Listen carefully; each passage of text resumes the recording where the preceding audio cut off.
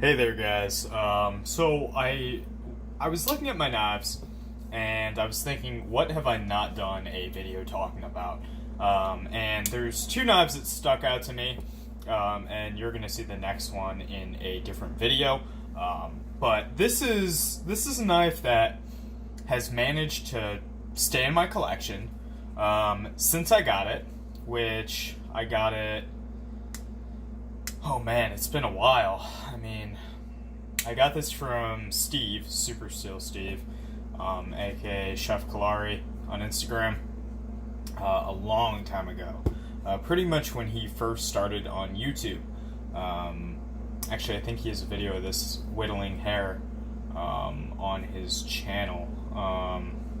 So, I mean, maybe it's been 6 months. Who knows? Doesn't really matter. But, I was thinking about it. I've talked about the military. I've talked about, the tilt, the SOCOM, the Hinderer, the 0560, all these different knives, but I've never touched on this. And this is a knife that, if you're big into carrying larger folders like I am, there's not really a better knife that you can just kind of throw in your pocket, forget completely about, and when you need like a smaller knife, it's there. Especially the way it's configured right now. So, alright, let's get into it real quick. A lot of people carry a Delica, or in this case, a Salt 1 as a smaller knife. So you can see this is even smaller than a Delica. Here's a pair of 3 that I just picked up. Smaller than a pair of 3. And, what else? I guess I'll show you what I normally would carry it with to complement. So say you throw this guy in your pocket. This guy's not going to be the ideal size for every task. But, I mean, still, I like carrying larger knives. I like having them on me. It's just a preference thing. Nothing wrong with it. But, sometimes you can't really do everything that you need to do with a knife this size. So, I mean, for harder cutting, sure. But sometimes this is more than sufficient. Jeez, as I almost drop it. This knife, the spydk, this one happens to be an orange FRN. Very, very, very comfortable knife. In the choked up grip, it's pretty much impossible for this thing to close. The spring on it is, I mean, it's not the strongest spring in the world, obviously. But it's adequate for, what I use it for. Grind on it, very, very, very thin. Probably, I know it sounds weird, but, maybe the same as a Strider. So it's thinner than, like, a pair of 3, for sure. Oh, yeah, way thinner. So, definitely a really good performer. It has n690 cobalt steel. Good stuff. It's pretty much, I mean, Steve says it's what VG10 wishes it was. And I can attest to that. I don't really care for VG10 too much. But, whatever. Yeah, pretty much this is just, for me, a coin pocket knife. You just kind of throw it in there. It's super lightweight, especially, and it's slim too, especially without the clip and all that other shit. You can just kind of toss it in a pocket, forget about it, pat your pockets down, you find it, and then boom, like you're ready to go. So yeah, definitely a really good knife, really well thought out, extremely ergonomic. And I mean that even from real use, not just, people say like the Para 2 is ergonomic, and I was talking to someone earlier today and they were like, yeah, the Manix 2 lightweight is super ergonomic.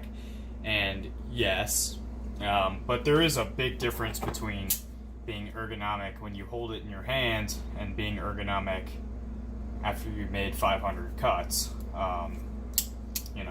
Especially if you're cutting a harder material. You'll know pretty quickly if a knife is ergonomic or not. So, it's just one of those things that people, it's not that they're confused on what it means. It's just, unless you really use your knives, you don't know. And in my case, if I don't test my knives deliberately, I'll just never know. So, then these videos aren't worth much. So, yeah, I've cut quite a bit with this guy. Edge retention is good. Not anything amazing. It's not S90V. It's not, M4. But it's good. And I have to say, the texturing on these handles, these FRN handles, is actually really nice. It's something where G10 is grippy regardless of how much force you put into it. FRN, at least in this knife, not so much with this. But yeah, when you put a lot of force into it, and excuse my thumb, I cut the fuck out of it. It gets more grippy, but if you just kind of lightly brush over it, you don't really feel anything. It's just kind of smooth. But as soon as you start putting some real force into it, it grabs your hand, which I like. Other than that, I mean, for a Spyderco, very, very, very narrow blade. And I mean, you guys saw. Having a narrow blade is oftentimes a good thing. There's just certain tasks where you might not want that much blade in terms of width. I mean, I can name a couple.